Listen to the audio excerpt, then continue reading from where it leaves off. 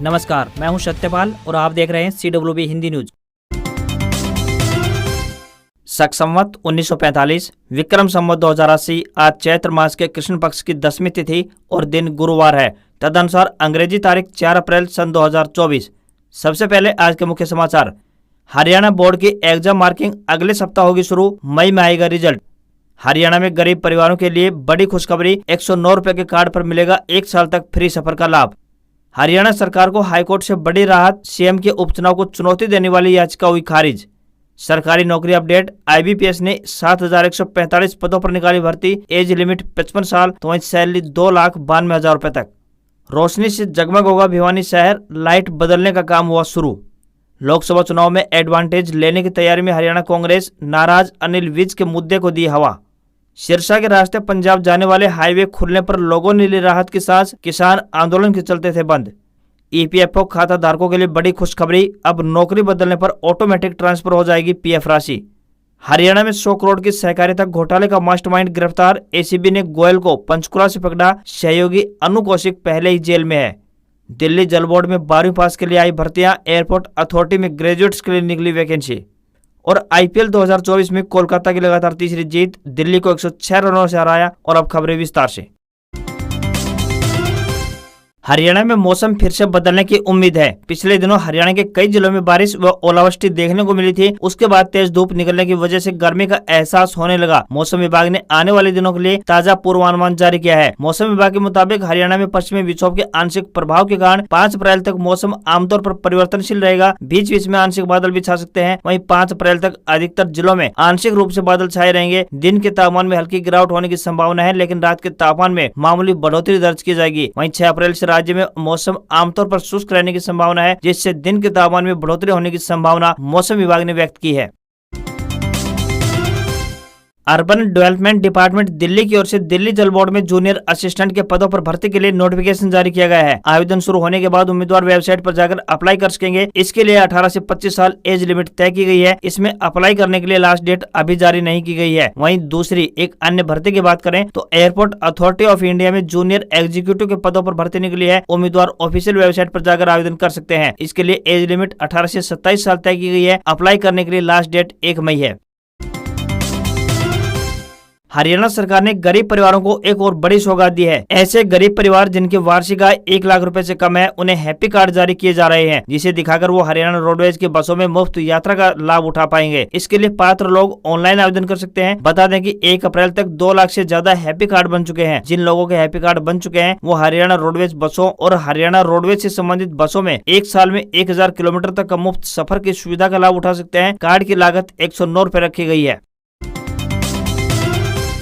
Punjab and Haryana high court ने हरियाणा की नवनिर्वाचित बीजेपी सरकार को बड़ी राहत प्रदान की है। मुख्यमंत्री नायब सैनी के करनाल उपचुनाव को चुनौती देने वाली याचिका को हाईकोर्ट ने खारिज कर दिया है। इस फैसले से उपचुनाव का रास्ता साफ हो गया। 25 मई को करनाल विधानसभा सीट पर वोटिंग होनी है। बता दें कि करनाल उपचुनाव को लेकर एक जनहित याचिका दायर कर हरियाणा विधानसभा का कार्यकाल 1 साल से कम होने की दलील देते हुए चुनाव रद्द करने की मांग की गई थी। पंजाब एंड हरियाणा हाईकोर्ट के एडवोकेट हेमंत कुमार ने बताया कि यदि मामला केवल एक विधानसभा सीट का होता तो उपचुनाव रोका जा सकता था, लेकिन यह मामला मुख्यमंत्री से जुड़ा हुआ है, जिन्हें 6 महीने के भीतर चुनाव जीतना अनिवार्य है। ऐसे में चुनाव आयोग को उपचुनाव करवाने का अधिकार है। 1986 में भिवानी जिले की तोसाम विधानसभा सीट पर ऐसे ही उपचुनाव करवाया गया था। EPFO अकाउंट होल्डर्स के लिए एक बड़ी खुशखबरी सामने आई है। अब ऐसे लोगों को नौकरी बदलने पर मैनुअल तरीके से PF ट्रांसफर करने के लिए अनुरोध करने की कोई आवश्यकता नहीं पड़ेगी। 1 अप्रैल से EPFO द्वारा ऑटोमेटिक फंड ट्रांसफर की सुविधा शुरू कर दी गई है। अभी से पहले यूनिवर्सल अकाउंट नंबर यानी कि UAN होने के बावजूद लोगों को PF ट्रांसफर करने के लिए अनुरोध करना पड़ता था और इसमें काफी भागदौड़ भी करनी होती थी। इस नई सुविधा की शुरुआत से दूसरी जगह पर नौकरी करने की सोच रहे लोगों की चिंता खत्म होगी, क्योंकि नौकरी बदलने पर EPF अकाउंट का पैसा अपने आप ट्रांसफर हो जाएगा। बता दें कि कर्मचारियों को EPF में अपनी सैलरी का 12% रखना होता है। साथ ही नियोक्ता को भी इसी के बराबर कर्मचारी की ओर से पैसा EPF खाते में जमा करना होता है। इसमें नियोक्ता और कर्मचारी दोनों पैसे जमा करते हैं और उस पैसे पर ब्याज मिलता है। हरियाणा का भिवानी जिला अब रात में रोशनी से जगमग होगा। ऐसा इसलिए क्योंकि नगर परिषद ने शहर की सभी पुरानी लाइटों और जिन इलाकों में लाइटें नहीं हैं, उन्हें बदलने का एक अहम और बड़ा फैसला लिया है। यहाँ लाइटें लगाने का काम शुरू हो गया है। लाइटें लगने के बाद शहर की सुंदरता व स्वच्छता को पंख लगेंगे। नगर परिषद की ओर से काम शुरू कर दिया गया है और जल्द ही पूरा शहर चमकता हुआ नजर आएगा। पार्षदों से सड़कों की संख्या ली जा रही है ताकि शहर का कोई भी हिस्सा रोशनी से अछूता न रहे। जल्द ही शहर की तस्वीर बदली हुई नजर आएगी। पार्कों, मुख्य सड़कों और बाजारों में भी लाइटें बदली जा रही है। इन सभी लाइटों को हटाकर उनकी जगह एलईडी लाइटें लगाई जा रही हैं। शहर की कुछ ऐसी सड़क या फिर चौक चौराहे हैं जहां अब तक लाइट नहीं लगी है, वहां नई लाइटें लगाई जाएंगी। पिछले दिनों कई देशों ने भारत के पास अलग अलग कामों के लिए प्रोफेशनल्स की डिमांड भेजी थी। जनवरी महीने में 7 देशों में 13,294 पदों के लिए भारत के युवाओं की डिमांड आई थी। इसके लिए पद, योग्यता और सैलरी सार्वजनिक कर दी गई थी। इसी प्रकार इजराइल में 10,000 कंस्ट्रक्शन वर्कर्स की डिमांड आई है। इजराइल में framework, shuttering, carpenter, plastering, ceramic, tile व यरन बेंडिंग करने वालों की आवश्यकता है। इनके लिए योग्यता की बात करें तो उम्मीदवार 10वीं पास होनी चाहिए तथा उनके पास 3 साल का अनुभव होना चाहिए। वहीं आवेदकों की उम्र सीमा की बात करें तो 25 से 45 साल तय की गई है। हरियाणा सरकार की मदद से 530 युवाओं के पहले जत्थे ने इजराइल के लिए उड़ान भर दी और वे पहुंच चुके हैं। इन युवाओं को 1,37,000 भारतीय रुपए प्रति माह वेतन दिया जाएगा। पहले चरण की सफलता के बाद हरियाणा सरकार सेकंड फेज की वैकेंसी निकालने की तैयारी कर रही है। हालांकि वैकेंसी कब निकलेगी इसकी कोई जानकारी आधिकारिक रूप से सामने नहीं आई है, लेकिन कयास लगाए जा रहे हैं कि लोकसभा चुनाव होने के तुरंत बाद प्रक्रिया आरंभ कर दी जाएगी और दूसरे चरण की वैकेंसी निकाली जा सकती है। देश भर में लोकसभा चुनाव का बिगुल बज चुका है। नेताओं के बीच जुबानी जंग और पार्टी बदलने का सिलसिला जारी है। इसी कड़ी में हरियाणा में कांग्रेस पार्टी के लिए एक बुरी खबर सामने आ रही है। हरियाणा के भिवानी जिले के रहने वाले ओलंपिक पदक विजेता मुक्केबाज विजेंद्र सिंह ने कांग्रेस पार्टी को अलविदा कह दिया है। उन्होंने नई दिल्ली स्थित बीजेपी पार्टी मुख्यालय में पार्टी की सदस्यता ग्रहण कर ली है। इससे पहले उन्होंने साल 2019 के लोकसभा चुनाव में कांग्रेस पार्टी की ओर से साउथ दिल्ली से चुनाव लड़ा था, लेकिन वो हार गए थे। मुक्केबाज विजेंद्र सिंह भिवानी के कांग्रेस पार्टी की टिकट पर लोकसभा चुनाव लड़ने की इच्छा जाहिर कर चुके थे।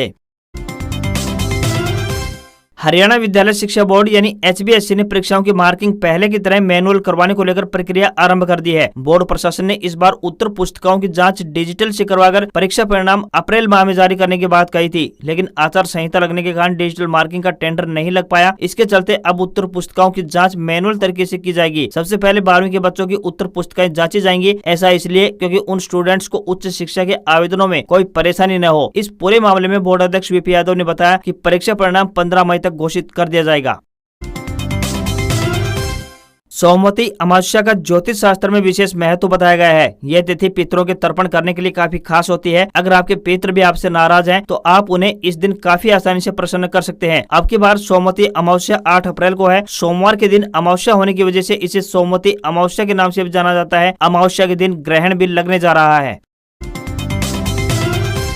हरियाणा में गब्बर के नाम से अपनी अलग पहचान रखने वाले पूर्व गृह मंत्री अनिल विज की बीजेपी से नाराजगी को भुनाने के लिए कांग्रेस ने सोशल मीडिया पर मुहिम शुरू कर दी है। हरियाणा कांग्रेस के आधिकारिक एक्स हैंडल पर अनिल विज की नाराजगी को लेकर लिखा गया है, वो इतना रूठे कि सनम ने मनाना ही छोड़ दिया। अनिल विज के साथ उनकी पार्टी का ये रवैया आखिर क्यों है? कांग्रेस पार्टी की ओर से इसे बीजेपी की गुटबाजी बताया गया है। लिखा गया है कि हरियाणा बीजेपी की गुटबाजी की वजह से ही आज सूबे की कानून व्यवस्था चरमरा गई है और आजकल विज साहब का मूड खराब रहता है। हरियाणा में इस समय लोकसभा चुनाव को लेकर सियासी माहौल गरमाया हुआ है। ऐसे में कांग्रेस अब बीजेपी के भीतर चल रही चीजों पर सीधे निशाना साध रही है और अनिल विज भी इस रणनीति का हिस्सा है। कांग्रेस चाहती है कि विज पार्टी में हो रही अपनी अनदेखी को लेकर मुखर हो। चूंकि अनिल विज पहले भी अपनी मुखरता को लेकर जाने जाते रहे हैं, तो ऐसे में कांग्रेस इसे भुनाने की कोई कोर कसर नहीं छोड़ना चाहती।